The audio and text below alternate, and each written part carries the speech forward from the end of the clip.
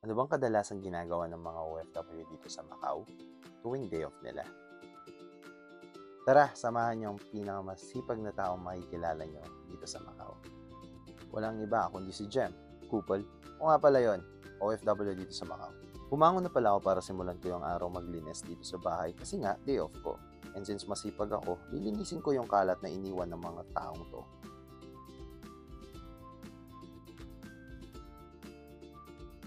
Kidding aside, may mga moments talaga na mahuhomesick ka sa Macau. And sobrang hirap labanan nun, especially pag mag-isa ka lang. Kaya big shoutout sa mga magitin nating OFW dyan sa iba't ibang sulok ng mundo. Going back, by partners pala yung circle namin kaya masaya. And soon, iwan ko na sila kasi nga masipag ako.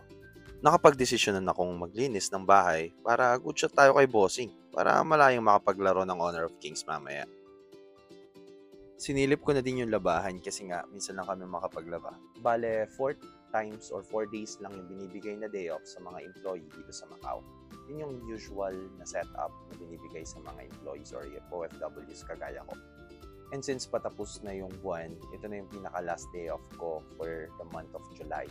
Sa mga nagtatanong pala kung saan ang agency ko, located po siya sa Red Market. Ang pangalan po ng agency ko is Wengseng.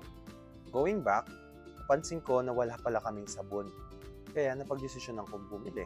Lumabas muna pala ako para bumili ng sabon sa pinakamalapit na grocery store sa bahay. By the way guys, sobrang friendly lahat ng mga Chinese local dito tulad na lang ng security guard namin. So naglakad na nga ako papunta sa pinakamalapit na grocery store. Ito yung pinakamalapit na temple sa bahay. And since dumating na ako sa grocery store, nagtingin ako ng mga sabon. And nakita ko yung price. Paisip tuloy ako kung may pera ba ako.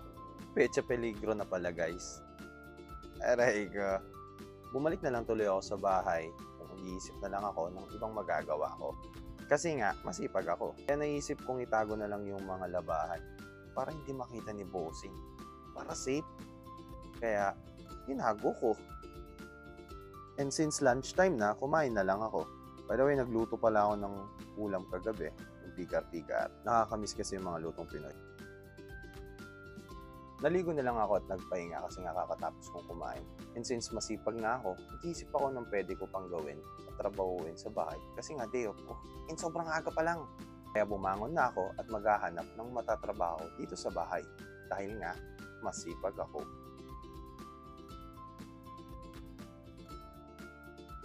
Siguro, umiral yung kalimunyan ng aking kamay, kumalaw. Wala na namang nangyari sa day off. Anyway guys, kidding aside, thank you so much kay Honor of Kings kasi binigyan nila ako ng opportunity maging content creator. And currently, may 100 followers ako sa TikTok and I'm hoping to reach 100 followers sa iba't ibang platform. Mag-start din ako mag-live sa TikTok and sa Facebook. So, pa-support naman guys. Please like and follow my page. Ayaw mo, pangit naman ng ugali mo.